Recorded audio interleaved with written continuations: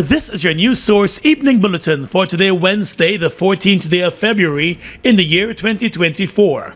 I'm Gordon Mosley reporting, and here's what we're tracking tonight. Attorney General Senior Counsel Anil Nandlal has declared that the government is not fazed by the moves by the Guyana Teachers Union to challenge the government's decision to cut the salaries of those striking teachers, as the government maintains the strike is illegal. The Ministries of Education and Local Government announced earlier this week that they will be deducting monies from the salaries of those teachers who are on strike for their unauthorized absence from work.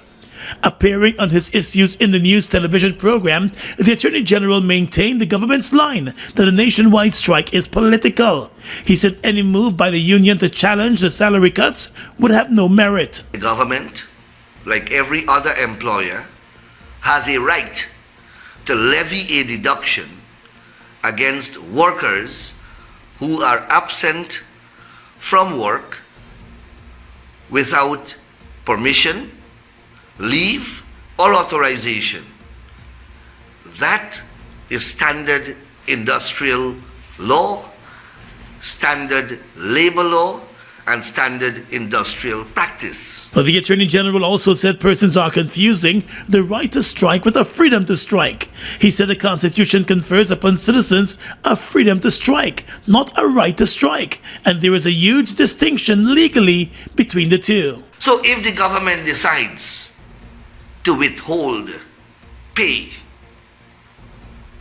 then the government is perfectly within its rights lawfully to do so. And as it relates to the government's move to stop remitting teachers' union dues to the GTU, the Attorney General said the government has decided to sever that arrangement with the union for its bad faith negotiations and some administrative issues. Why should the government continue to offer such a service to a union that wants to hold the government at ransom and has unilaterally decided to call a strike while the government is negotiating and engaging the union in good faith?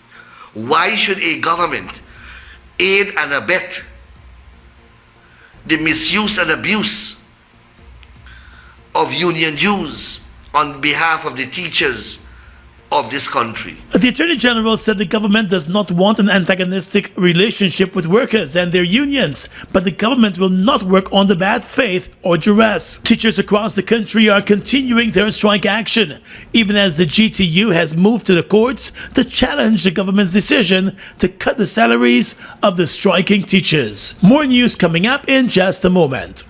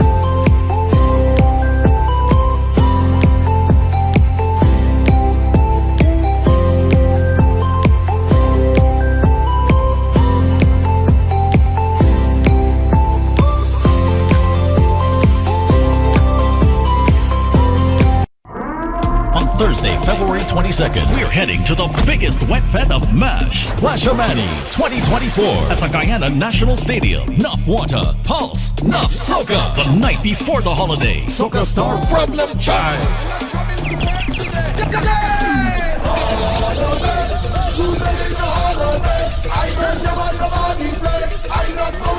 Ola Tunji.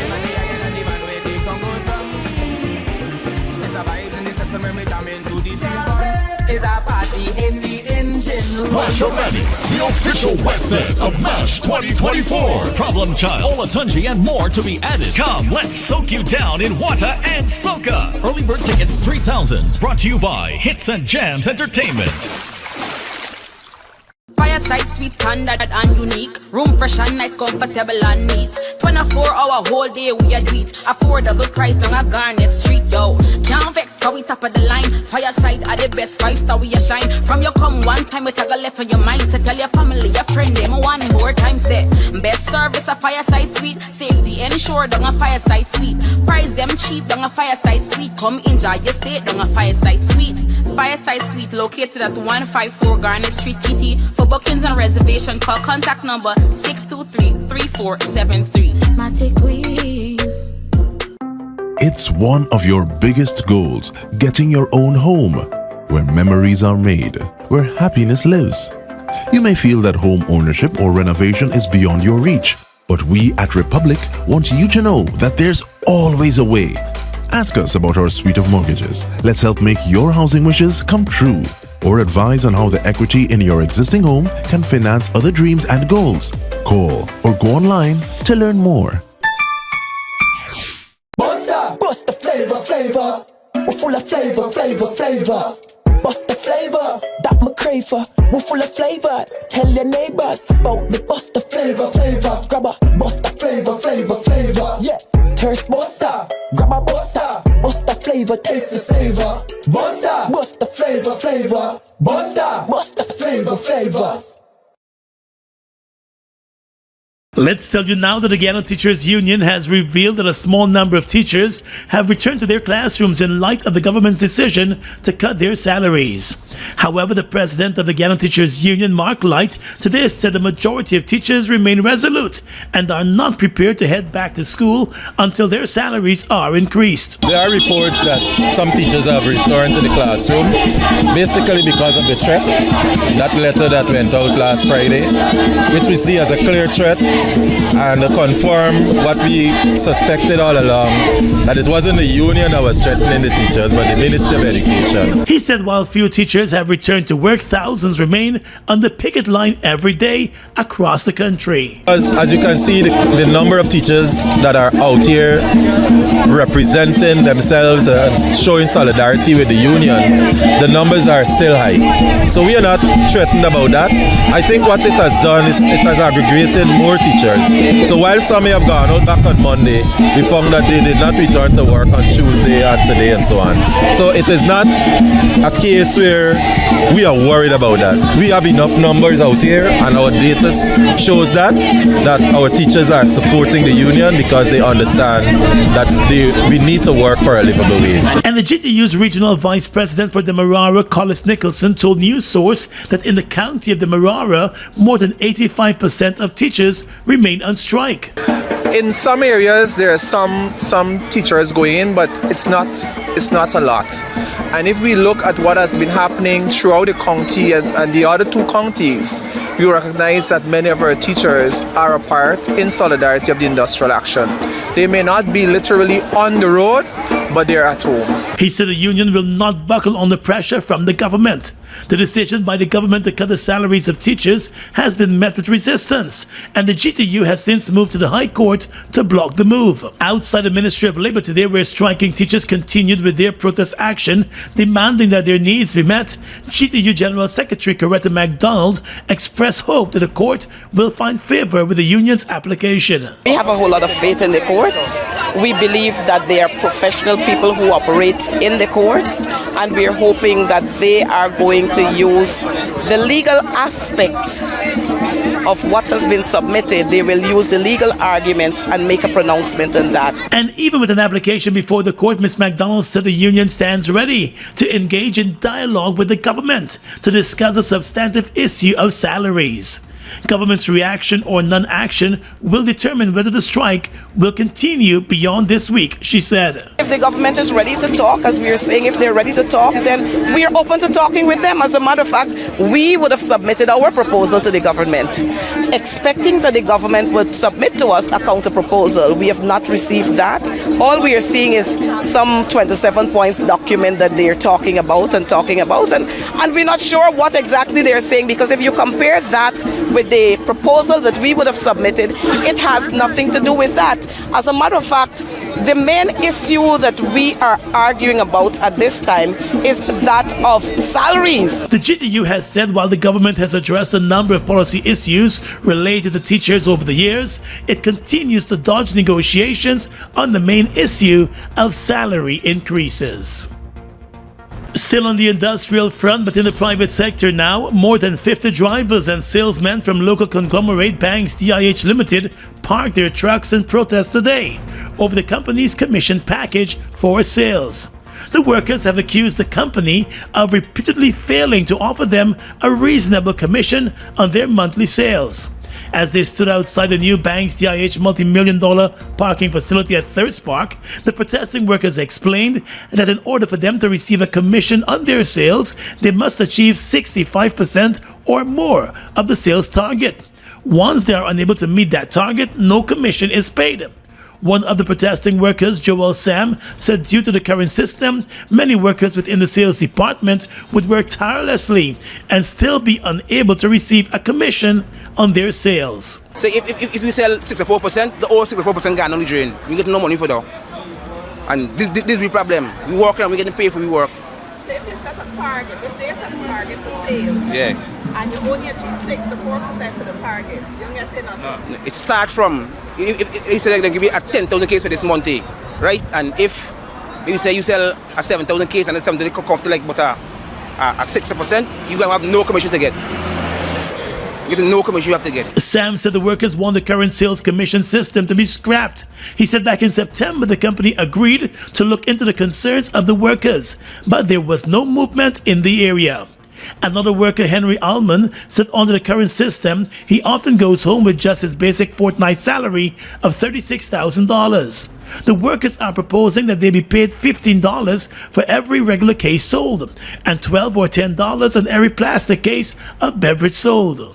Basically, we're looking for a better wage and salary, because at the moment the wages we having, it isn't appropriate, and we're trying to meet with the union to discuss the increase in our salaries.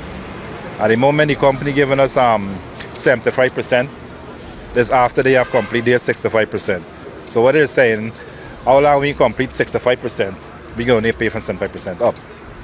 Well, what we're looking for is to get paid on every case. Mark Fraser said their request is reasonable and they are more than willing to strike a compromise, but the company must clearly indicate how much money they will be paid per case. As it is right now, the sales team, they've decided if the chairman decides to come and speak to us, give us a figure. That's what we're looking for, a figure. If they give us a $10 or $11 a case, we will work. We're not saying we don't want to work, but we're working based on a figure. But we can't work if you don't know what we're working for. And another worker, Steve Day, said it is a bread and butter issue, explaining that with the current salary, the workers are unable to adequately provide for their families. Like Fraser, he said the workers are willing to meet with the executives of the company to determine a suitable commission. The sales team is actually the bread basket for that whole organization, because at the end of the day, if these trucks don't work, basically money don't go into this company. Every truck that done right now have an X amount of money that goes into that company, and we're the person that have to go and do it, and the salary is not appropriate. What we were asking for is $10 per case or $12 a case on plastic and $13 to $15 a case on the hard case or the returnables. Once they could reach us halfway, or we could work out something, we're willing to cooperate, we're willing to go to work. The Banks DIH workers said the company has asked them for more time, and they are hoping that the issue can be addressed by this Friday. Until then, they intend to stay away from work. Efforts to get a comment from the company were unsuccessful, with company officials saying they will offer no comment at this time. At its recent annual general meeting, it was announced that Banks DIH recorded after-tax profits of $8.9 billion, representing an increase in profits by 6.8% last year, driven mostly by sales. In the world of business tonight, backed by a number of its past presidents, the current executive of the Georgetown Chamber of Commerce and Industry today defended the Chamber's decision to lobby the U.S. Exim Bank to approve a $660 million loan to the Guyana government to finance part of that gas-to-energy project. Last Thursday, Vice President Bharat Jagdeo said there was no need for the Chamber of Commerce to lobby the U.S. Exim Bank on government's behalf. But today, the president of the Chamber, Kester Hudson, said the 135-year-old organization is standing by its decision, having suffered from high energy costs and unreliable electricity for a number of years. At a press conference today, the GCCI Senior Vice President Richard Rambaran said based on publicly available information on the gas energy project, including a high-level cost-benefit analysis, the Chamber is convinced that regardless of where the funds may come from to finance the project, it will benefit all Guyanese. The main opposition, APNU-AFC, has raised some questions about the cost of the project. Mr. Rambaran rejected the notion that due to the high cost of the project, the government would find itself having to subsidize the operations of the gas plant at Wales to achieve the 50% reduction in the cost of electricity. We as a country need industrialization. We as a country need to ensure that we are able to produce a heavy industry component or backbone for our economy. For far too long, we have only had the dichotomy of agriculture and services, and we have been missing a very critical link of manufacturing in Guyana. Industrialization, and particularly looking at petrochemicals that can come as peripheral to that gas conversion plant and to the gas to energy project, spells a number of benefits that will have a tremendous multiplier effect in the economy. And former president of the Georgetown Chamber of Commerce, Clinton Erling, also offered his support to the project, telling reporters that for far too long, Guyanese have had to battle with too many power outages. Junior Vice President of the Chamber of Commerce, Gavin Ramsundar, immediate past President Timothy Tucker, Secretary Cathy Smith, and past Presidents Kamal Ramnath and Nicholas Daegu also defended the project. At the most critical life-changing moments, the National Insurance Scheme is here to ensure that your needs are covered. Access reimbursement for medical expenses for various aspects of your medical care. We know that eye care is of utmost importance. Receive assistance with our Spectacle Care voucher. Visiting the dentist? Dental care is also covered under our sickness benefit services. Offset the funeral expenses of a loved one with costs covered by our funeral benefits. National Insurance Scheme. We're there every step of the way.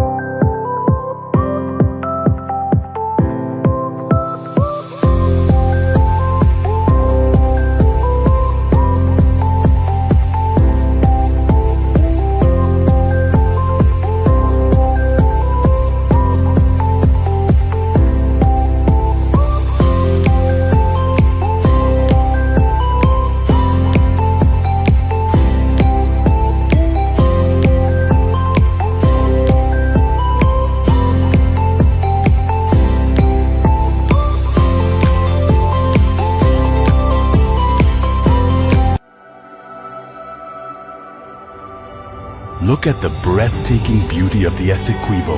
From its pristine rivers to its abundant resources, it's a treasure that belongs to Guyana, and we ask Venezuela to respect the rule of international law.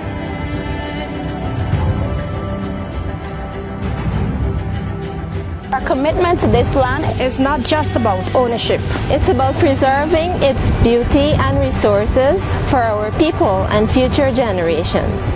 The controversy between Guyana and Venezuela was settled internationally as full, perfect, and final in 1899. Essequibo belongs to Guyana.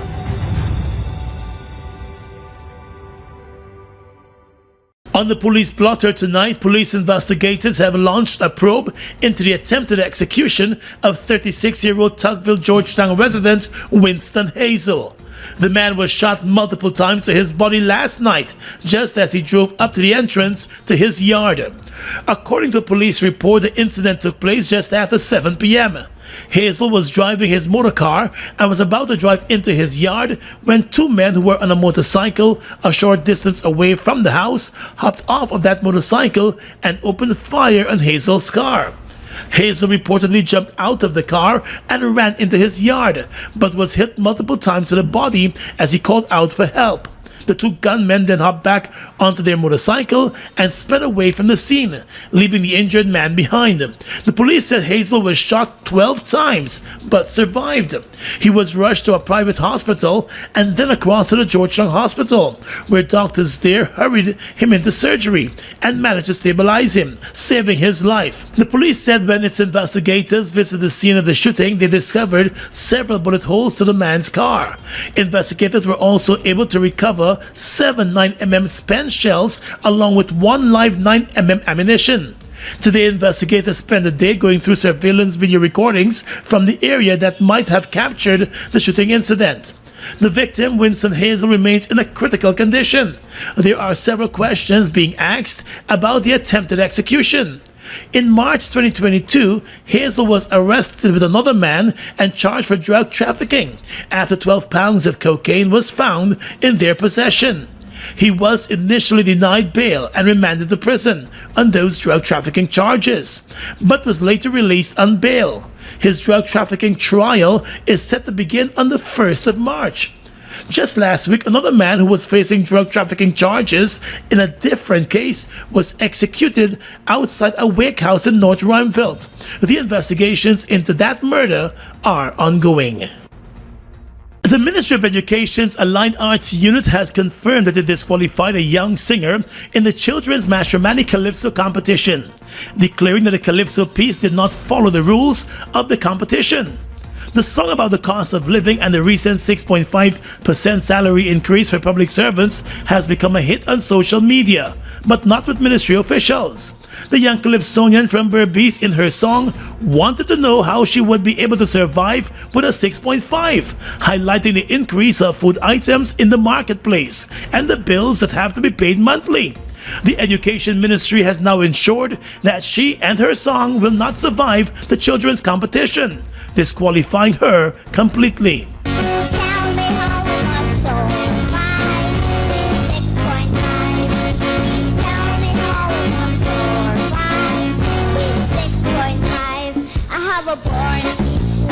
Chest, I can't even rest. How cost of living, everything doubling, this thing troubling. Tell me how I must carry on with a seemingly one arm. Tell me how I must survive with 6.5. Tell me how I must survive with 6.5. In a statement today, the Education Ministry's Allied Arts Unit said its decisions are based on established rules that have been in place for many years, specifically focusing on the appropriateness of items in relation to age groups. The unit said 2 items were rejected, and the respective schools were duly advised with transparent communication on the reasons behind the decisions. The Allied Arts Unit said it asserts its unwavering commitment to positions of respect, civility, values, ethics, morals, and standards. According to the unit, the focus is on ensuring that the content presented aligns with the age appropriateness stipulated by the rules set well in advance of the competition, adding that it is crucial to highlight that the intention is not to censor satirical content, but to maintain age appropriateness standards. The Allied Arts Unit reportedly has a rule for the children's competition that their calypso pieces should not be political in nature. However, scores of persons online who have listened to the song said they believe it is more about social commentary and made no political references. Some persons on Facebook commented under a video recording of the song and said they believe that the child has been treated unfairly by the Ministry of Education and the former chief executive officer of the Linden Hospital Complex, Rudolph Small, has issued a public apology to the nurses of Linden for defamatory statements he made against them back in 2021, when he claimed during a media interview that they would sign in for work, then leave the hospital to be with their sweet man. 2 weeks ago, the High Court ordered that he issues the apology in addition to paying the nurses a total of $20 million in damages. If he did not make the apology before the 16th of February, he would have been facing additional damages of another $20 million. The apology was issued in the newspapers today, with Small admitting that his comments had the potential to seriously harm, hurt, and embarrass those who his comments referred to. In 2021, protests erupted at the Linden Hospital and across the town of Linden after the then CEO of the hospital made the disparaging comments during a media interview.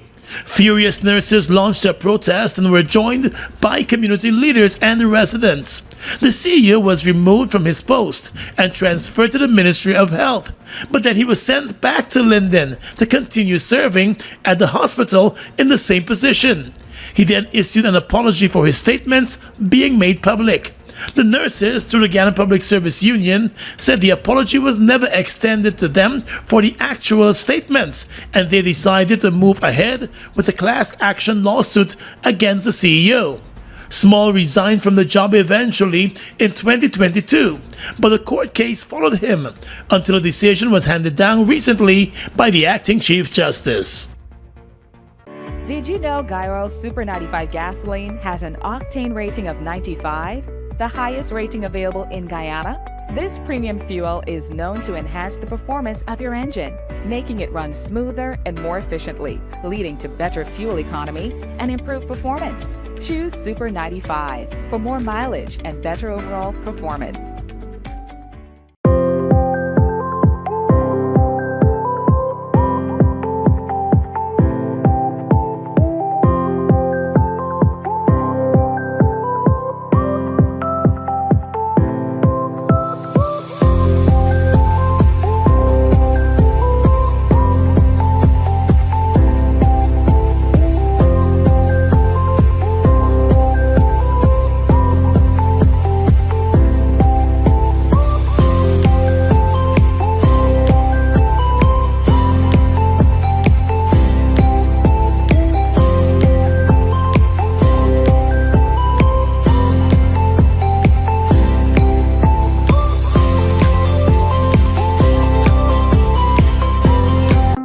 It's one of your biggest goals, getting your own home, where memories are made, where happiness lives.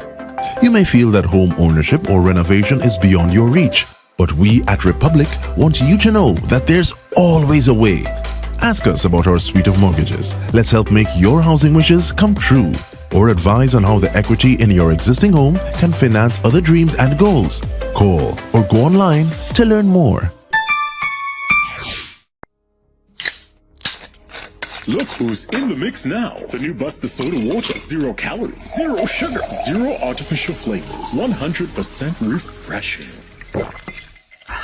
Taste Buster Soda Water today. Buster Soda Water. Now available for only $120. With your regional and international news tonight, I'm Svetlana Marshall. In the region, Haitian gangs are increasingly economically autonomous, a Geneva-based criminal research group warned, using funds coerced from private businesses, local residents, and families of kidnapping victims to pay guns and soldiers.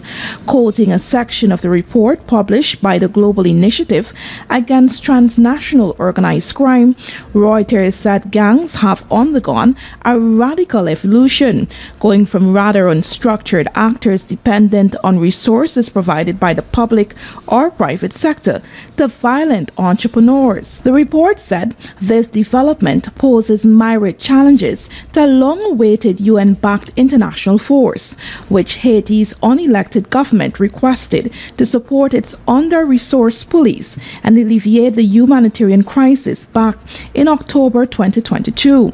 The UN ratified this force late last year, but information has yet to be released on how big it will be and when it will be deployed. According to the report, businesses are being coerced into paying gangs up to $20,000 per week, as well as percentages on containers coming off ships, sometimes helping arrange arms deliveries in lieu of cash payments.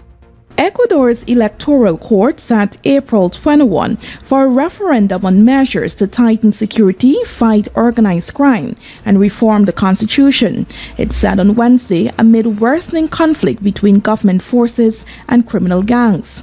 The steps have been proposed by President Daniel Noboa, who launched a security offensive in early January to dismantle criminal groups he designated as terrorists. Noboa has also argued for legal reforms to expand the powers of Ecuador's police and military. Ecuadorians will vote on 11 questions, 5 of which concern reforms to the country's constitution, the National Electoral Council said in a statement. Noboa had previously hoped to hold the referendum in March. Questions will seek approval to impose stricter gun controls in areas close to jails and increase prison sentences for organized crime offenses, among others. Ecuador, long a haven for foreign retirees, has been gripped by violence since the coronavirus pandemic battered the South American country's economy. And finally tonight, international news. Several people have been shot in Kansas City, Missouri after a Super Bowl victory parade, police say. BBC in a report said the shots were fired west of Union Station, near to where thousands had gathered for the parade on Wednesday. The number of injured is unclear, although a fire department official told the Associated Press that 8 to 10 people had been hit. 2 armed people have been taken into custody, police said. Videos shared on social media showed officers streaming into the busy station and victims being taken away in ambulances. The city was celebrating Sunday's Super Bowl win by the Kansas City Chiefs. And that's your News Source Evening Bulletin for tonight. I'm Svetlana Marshall reporting and encouraging you to stay safe.